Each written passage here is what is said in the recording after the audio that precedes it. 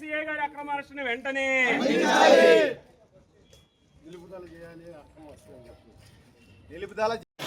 పశువులు చేయొచ్చు నారాజు గారిని పశువులు చేయొచ్చు నారాజు గారిని పశువులు చేయొచ్చు నారాజు గారిని పశువులు చేయొచ్చు నారాజు గారిని పశువులు చేయొచ్చు నారాజు గారిని We want justice. We want justice. We want justice. We want justice. We want justice. We want justice. We want justice. We want justice. Sev Nagaraj garu. Sev Nagaraj garu. Justice. We want justice. We want justice. We want justice.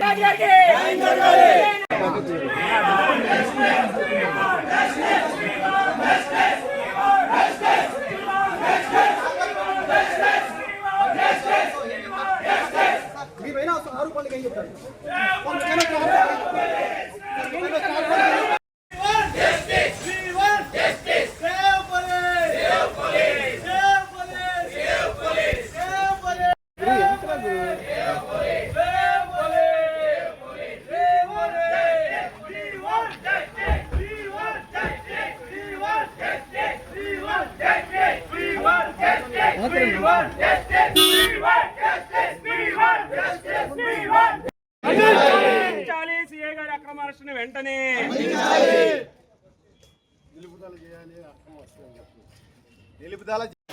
పశువులు చేయొచ్చు నారాజు గారిని పశువులు చేయొచ్చు నారాజు గారిని పశువులు చేయొచ్చు నారాజు గారిని పశువులు చేయొచ్చు నారాజు గారిని పశువులు చేయొచ్చు నారాజు గారిని We want justice. We want justice. We want justice. We want justice. We want justice. We want justice. We want justice. We want justice. Sev Nagaraj garu. Sev Nagaraj garu. Justice. We want justice. We want justice. We want justice.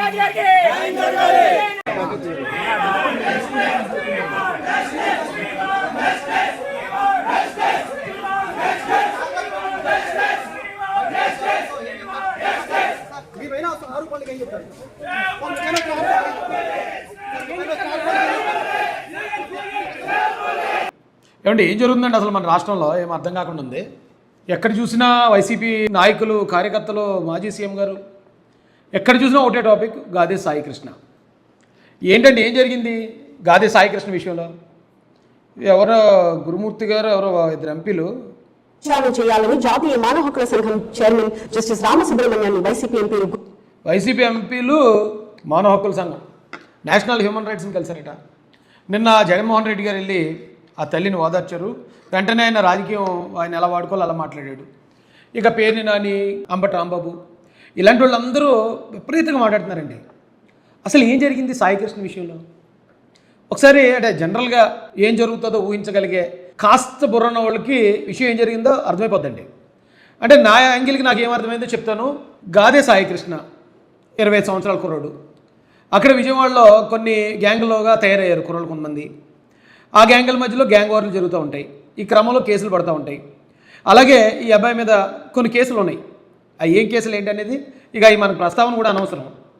ఆ కేసుల్లో murder case ఉంది, POCSO case కూడా ఉంది, something ఏదో ganja case కూడా ఉందని అంటున్నారు. So అక్కడ కామన్గా జరిగే ఇష్యూ ఏ సిటీలో ఉన్నా సరే పోలీసుల మీద ఒక ఒత్తిడి ఉంటుంది. రౌడీ షీటర్లు కంట్రోల్ చేయాలి, నేరాలను కంట్రోల్ చేయాలి. మీరు ఏం చేశారు ఏంటి అన్నప్పుడు, లేదా ఎక్కడన్నా కేసు అయింది అన్నప్పుడు అక్కడ ఉన్న రౌడీ షీటర్లు పిలిపించడం, వాళ్ళని ఎంక్వైరీ చేయడం, ఇదంతా ఎప్పుడు ఎక్కడ జరిగే ప్రాసెసే. ఆ ప్రాసెస్లో భాగంగానే అక్కడ ఉన్న వాళ్ళని కొంతమంది రౌడీ షీటర్లని సిఐ నాగరాజు గారు పిలిపించారు. పిలిపిస్తే ఈయన సాయికృష్ణ ఎక్కడో దూరంగా ఉండేటట్టు అక్కడి నుంచి కూడా ఆయన పిలిపించారు. ఎంక్వైరీ ఏదో చేయడానికి వాళ్ళ స్టైల్లో వాళ్ళు మొదలు పెడతారు కదా, మొదలు పెట్టి ఉంటారు. అక్కడ ఏదో రాంగ్గా ట్రీట్ అయింది, అంటే రాంగ్ హ్యాండ్లింగ్ ఏదో జరిగింది. జరిగిన తర్వాత ఏం జరిగింది అంటే ఆయనకి ఒకవేళ దెబ్బలు తగిలితే హాస్పిటల్లో చేర్చారా, లేకపోతే ఆయన చనిపోతే ఏమైనా జరిగిందా, లేదా ఆయన మామూలుగా వదిలేస్తే ఆయన ఎక్కడికైనా వెళ్ళిపోయాడా అనేది అక్కడి నుంచి తెలియాలి. కేవలం కారణం ఏంటంటే ఏదో ఒక చిన్న చితక కేసుల్లో తీసుకెళ్ళి ఎంక్వైరీ చేయడానికి ప్రయత్నించారు సిఐ నాగరాజు గారు. అది రాంగ్ హ్యాండ్లింగ్ అయింది. ఇప్పుడు ఈ రోజున ఎంతవరకు వచ్చిందంటే ఆ సిఐ నాగరాజు గారు సస్పెండ్ అయిపోయారు. ఆయన మీద మర్డర్ కేసు ఎఫ్ఐఆర్ అయిపోయింది. ఈ కూటమి ప్రభుత్వంలో చంద్రబాబు నాయుడు గారు, పవన్ కళ్యాణ్ గారు, లోకేష్ గారు ఎంత పోలీస్ అయినా, ఎంత మనం గవర్నమెంట్లో ఉన్నా తప్పు చేస్తే ఎవరి మీద అన్నా మనం యాక్షన్ తీసుకోవాల్సిందే అని డిసైడ్ చేశారు. ఆర్డర్స్ వచ్చేసి ఆయన మీద మర్డర్ కేసు ఫైల్ అయిపోయింది. రేపు 29న హైకోర్టు వారు చెప్పారు ఆయన్ని కోర్టులో ప్రవేశపెట్టమని. ఆ 29కి సీఏ నాగరాజు గారు ప్రవేశపెట్టగలిగితే ఓకే, ప్రవేశపెట్టలేకపోతే ఏం జరిగిందో చెప్పాలి, ఎంక్వైరీలో తేలాలి. ఒకవేళ ఈయనేమన్నా కనుక సాయికృష్ణని మిస్ హ్యాండిల్ చేసినా, ఆయన ప్రాణానికి ఏమన్నా నాగరాజు గారి వల్ల ప్రమాదం ఉన్నా మర్డర్ కేసులో జైలుకి వెళ్ళిపోతాడు. ఇది విషయం. అయితే ఇందులో ఈ ఎవరైతే సిఐ గారు ఉన్నారో సిఐ గారు తప్పు లేదా అంటే తప్పు ఉంది. ఇప్పుడు వాళ్ళు ఎంతవరకు వాళ్ళందరూ ఉద్యోగస్తులే. ఉద్యోగస్తుడు ఎంతవరకు ఉండాలి అంతవరకే ఉండాలి తప్ప అంతకు మించి వెళ్ళిపోవడం వల్ల ఇలాంటిది ఏదో ఎక్కడో చోట మిస్ఫైర్ అవుతుంది. వీళ్ళు 100 మంది రౌడీ షీటర్లను కౌన్సిలింగ్ ఇచ్చుంటారు. కౌన్సిలింగ్ అంటే నేను చెప్పేది అర్థమే, భయం చెప్పుంటారు. ఆ 100 మంది బాగానే ఉండి ఉంటారు. ఈ ఒక్క విషయంలోనే ఇది మిస్ఫైర్ అయి ఉంటుంది. ఏమైంది? సిఏ నాగరాజు లైఫ్ ఖతం. నిజంగా ఇప్పుడు కనుక ఆ సాయికృష్ణకి ఏమైనా జరిగినట్టు కనుక బయటకు వస్తే సిఏ నాగరాజు జీవితం అయిపోయినట్టే. సాయికృష్ణ విషయం ఏముంది? సాయికృష్ణ విషయం ఇవాళ మామయ్య చెప్తున్నారు, ఇది ఎవరో అన్నది కాదు. అయిపోయింది. Is the rowdy sheeter. వీడు ప్రేమ్ చేస్తాడు, రేపు ఏం చేస్తాడు. మా పిల్లోడి బాడీ ఇవ్వండి ఇన్ కేసు మీరు చంపిన మీరు కాకపోతే రేపు ఇంకోటి చంపుతాడు. ఆ వేలో ఉన్నవాడిని. Is a rowdy sheeter, body ఇవ్వండి. మీరు కాకపోతే ఇంకొకటి అన్న రేపన్నా ఇంకొకటి చేతిలోనే చచ్చిపోతాడు, బాడీ ఇవ్వండి అని మాత్రం వాళ్ళు మామయ్య గారు మాట్లాడుతున్నారు. సో ఆయన ప్రాణానికి బంధువుల్లో ఎంత విలువ ఉందో మనందరికీ తెలిసిందే.